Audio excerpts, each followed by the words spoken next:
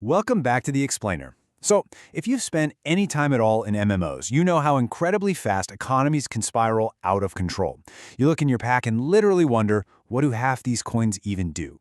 Well, today we are jumping right into a complete guide to demystify the multi-tiered economy of Immortal Realm.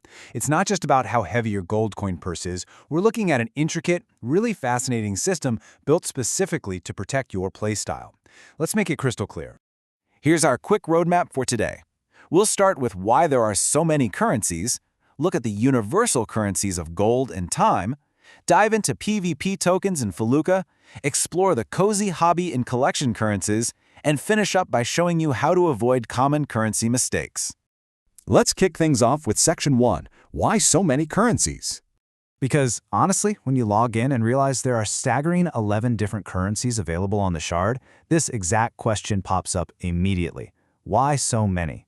In traditional MMOs, having a dozen different ways to pay for things usually spells absolute disaster. You start panicking, wondering if it's going to lead to massive inflation, or worse, this endless mind-numbing grind where you're constantly running back to the bank, trying to convert one totally useless coin into another just to buy some armor. Sounds like a total administrative nightmare, right?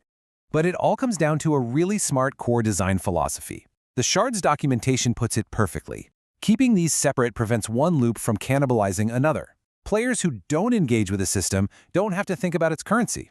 In simple terms, your specific playstyle is completely protected. If you absolutely hate chopping wood, you will never, ever be forced to chop wood to buy a sword. Period. Each system pays its own loop. You just play whatever you actually find fun, and the rewards you earn are tailored exactly to that experience.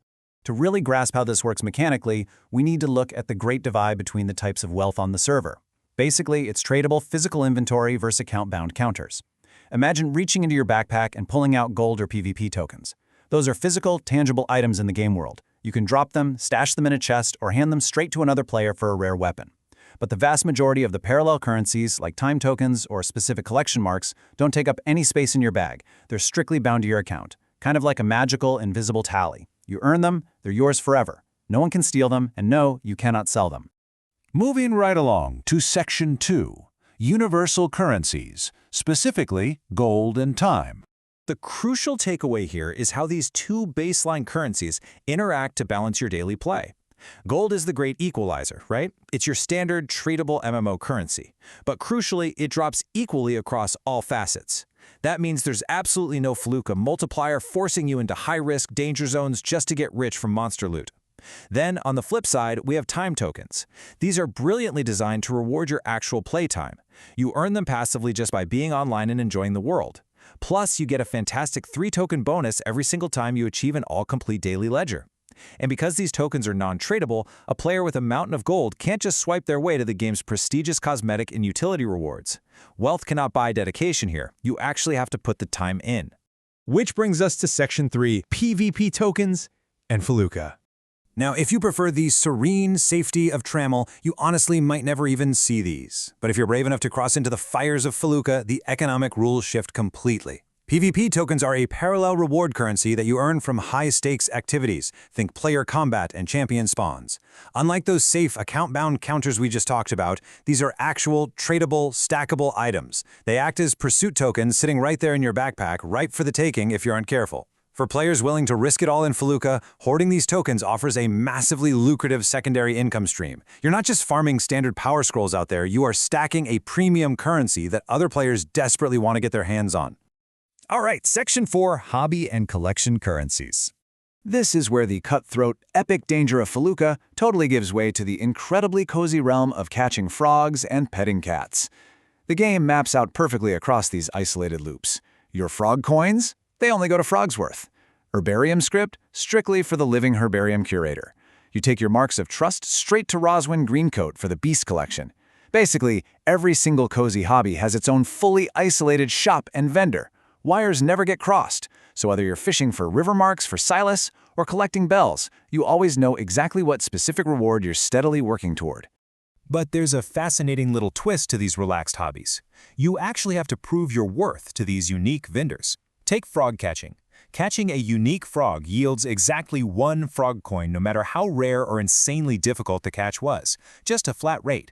But here's the kicker. Frogsworth is actually a bit of a snob. He won't even open up a shop or give you the time of day until you've proven your absolute dedication by successfully catching at least 10 base frogs.